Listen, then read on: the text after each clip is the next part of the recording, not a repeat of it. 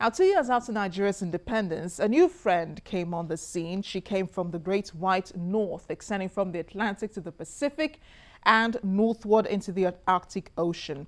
At 9.98 million square kilometers in total, Canada is the world's second largest country by total area. As of 2012, the country had a population of 34.88 million people.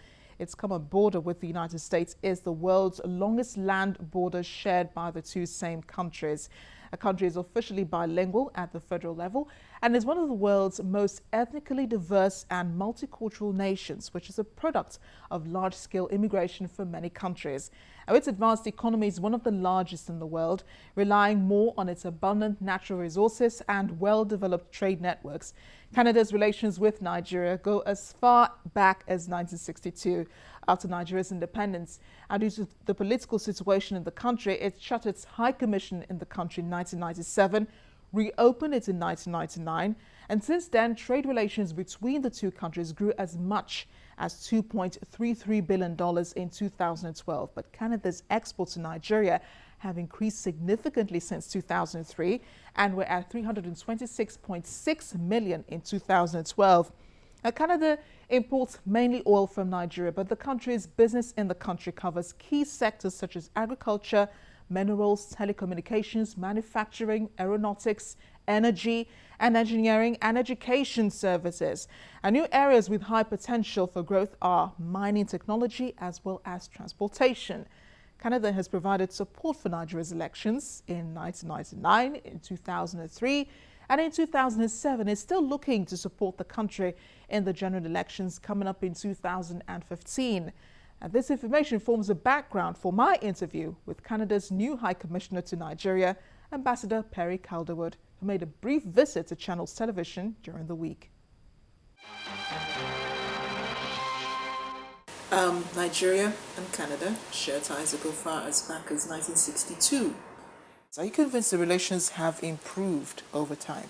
In fact, the relationship is very dynamic and is growing very quickly. But in a number of ways, the reference point that I look at is 1999, when democracy was restored in Nigeria, when Canada re-established its diplomatic presence here. And since then, I think we've seen constant growth and momentum. And particularly in the last 2 or 3 years, there's been heightened momentum in the relationship. So I would describe the relationship now as an excellent one. It's very dynamic and very diverse and touches a wide range of areas. One major area where these ties have also improved and bonded most is in education. The Canada Education Fair holds every year. You're inviting lots of Nigerian students to come to Canada to school. But I'm just wondering if there are exchange programs where Canadians also come to experience our own education, probably spend some time in our own tertiary institutions. Well, that's a very good question. Firstly, on Nigerians going to Canada, I'm delighted that we have nearly 5,000 Nigerian students in Canada right now. And as you mentioned, we have an annual fair which attracts more and more interest. This year we had almost 60 Canadian educational institutions present at the fair in Lagos and Abuja.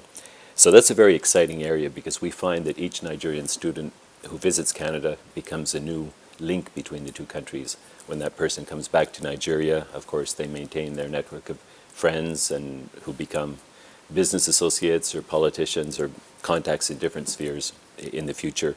So that kind of exchange really does strengthen the bilateral relationship.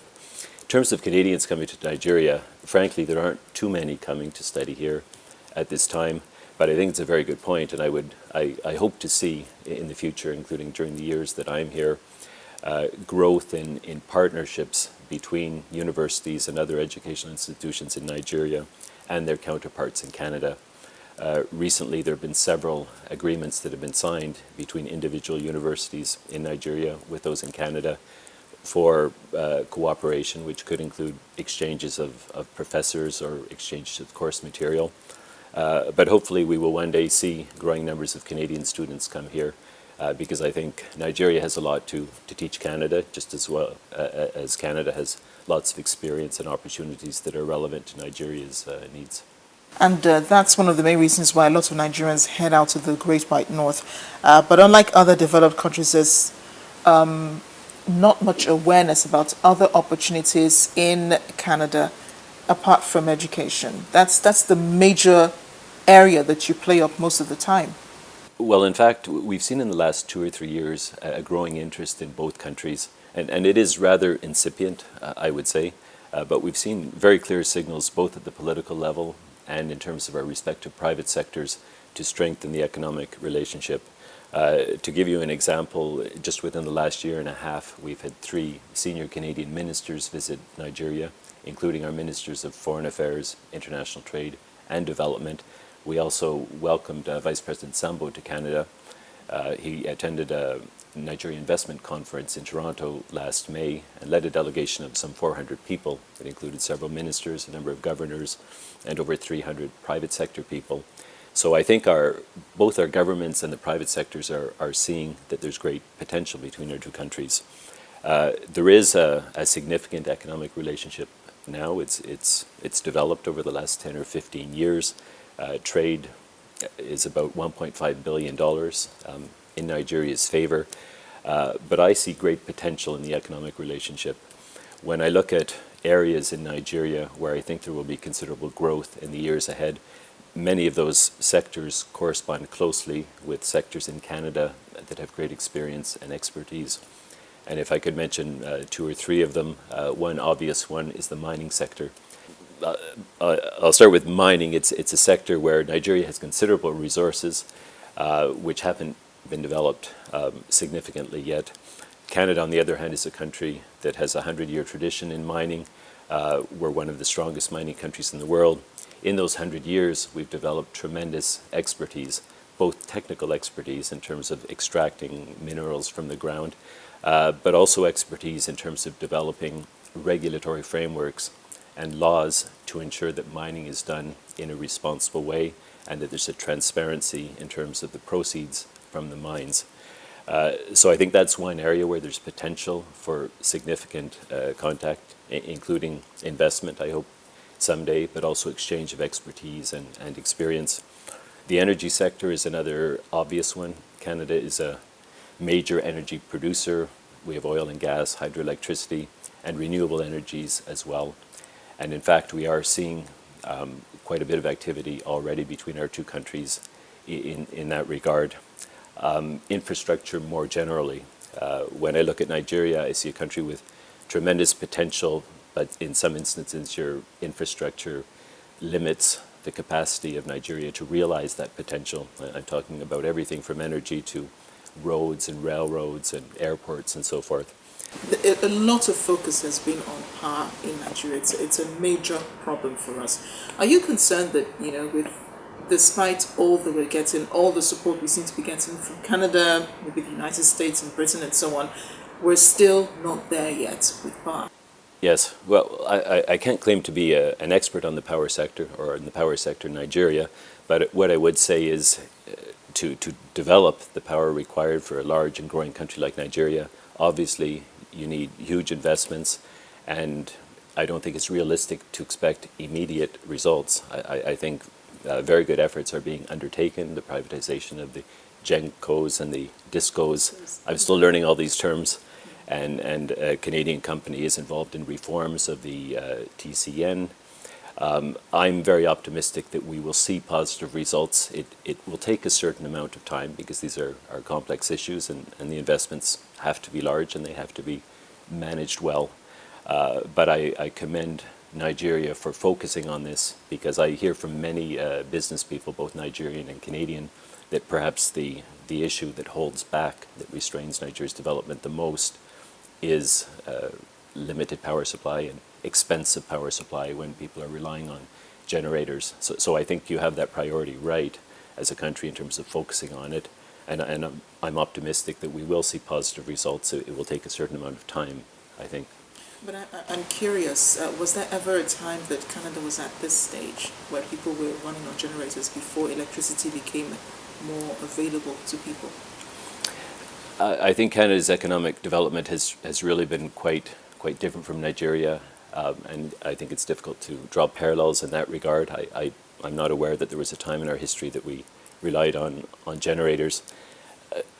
When I look at Nigeria, I see a country that is growing very rapidly right now, and I think is poised to grow rapidly in the years ahead. So we're looking at an expedited, a rapid spurt of growth after a number of years of stagnation, perhaps, or not tremendous growth. I think one of the challenges your country has is that both the economy is growing quickly and the population is growing quickly. Something that perhaps Canada hasn't experienced. Our development has been more gradual and incremental over a long period of time, whereas Nigeria is trying to catch up quickly. And I think it will. I think it will make rapid progress in the years ahead. But those investments are needed in the power sector, definitely. And as I said, it will take a certain amount of time. But I think with the priority that the sector is given and with the best efforts of everyone involved, you will be successful in overcoming these challenges. And this brings us to the issue of migration, or migration, of course. You have one of the toughest visa policies in the world, 25 to 35 working days. Why does it take so long? Is this particular just to African countries or developed countries, or it is a general visa policy that you have? Well, there are different kinds of visas. There's immigrants and there's visitor visas and other categories. Let me just say a few words first about immigration. Canada is a country that's very much, our history and our development has been fueled by immigration. Most Canadians are immigrants or the children or grandchildren or descendants of immigrants, really with the exception of those who are the First Nations, as we call them, the indigenous people. But numerically, they're fairly it's a fairly small portion of the population. Throughout our history, we welcomed immigrants, and we continue to receive around 250,000 immigrants a year, which is nearly 1% of our population. And compared to other countries that receive immigrants, that's one of the highest rates. So factually speaking, Canada is probably one of the countries that's most open to immigration. Most of our immigration is focused on bringing people to Canada who have skills and trades that match the needs of the Canadian economy.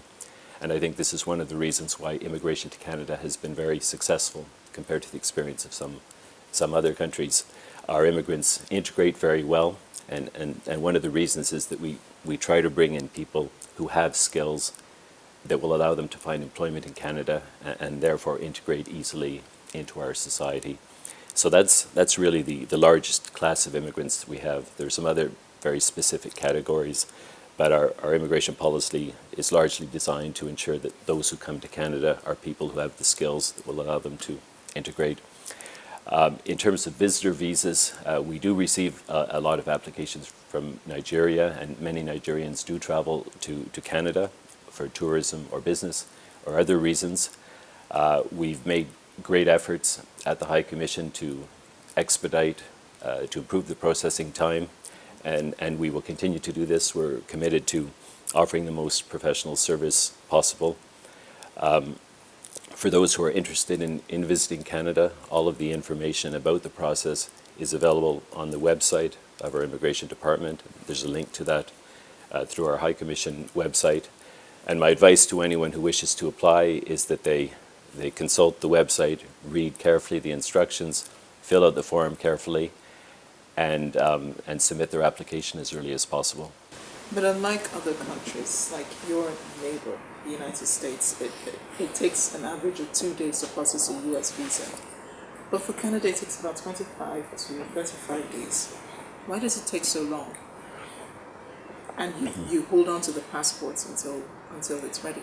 Yes, well, I can just say that, as I said a moment ago, we do our very best to process them as quickly as possible. We have made progress. It took about 3 months, apparently, a couple of years back.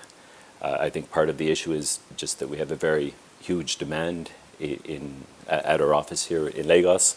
So we've increased our resources, and we've seen considerable progress in the processing time, and we're committed to do our best to bring it down even more. You do know Nigeria is dealing with insurgency in the north. Is that also a concern for Canada? Yes, of course it's a concern to us. Let me say firstly that I'd like to express my condolences to all Nigerians for the terrible atrocities that were committed last weekend in Borno State by Boko Haram. Canada believes that the international community has to work together to combat terrorism. It's not a unique phenomenon to Nigeria. Many countries have been affected. Canadians have been victims to terrorist attacks. We've identified ways that we can support Nigeria. We've provided some training in terms of terrorist prevention techniques, investigation techniques to the security services of Nigeria. Canada also listed Boko Haram as a terrorist organization in December, which means that according to Canadian law, that facilitates and gives greater power to our law enforcement agencies to pursue people in Canada who might be associated with Boko Haram, including funding or financing activities. And we're in dialogue with the Nigerian government to identify other ways that we can be supportive. So we see this as a global effort to work together to combat terrorism. And of course, I think the challenge on all countries affected by terrorism is also to find ways to address the root causes, whatever they may be, and often they're very complex, that provide sometimes a fertile ground for the recruitment of terrorists. Well, Ambassador, we do hope your visit will be a peaceful and rewarding one. Thank you so much. Thank you very much. And that's the program this week. Thanks for watching. Tell us what you love most about Nigeria. As we celebrate 100 years this week, it's an ongoing discussion on our page on Facebook. I am Amarachi Ubani. I'll see you next time.